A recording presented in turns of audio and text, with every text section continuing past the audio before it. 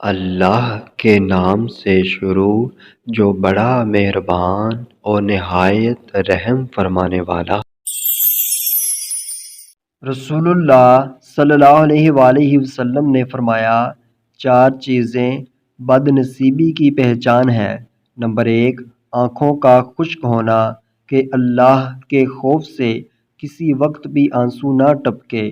Number 2، دل کا سخت ہونا کہ آخرت کے لیے یا کسی دوسرے کے لیے کسی وقت بھی نرم نہ پڑے۔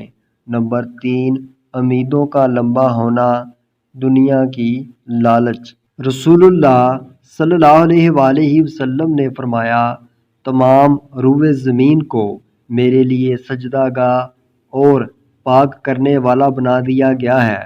میری امت کے جس شخص پر جہاں نماز کا وقت آ جائے وہیں نماز پڑھ لے۔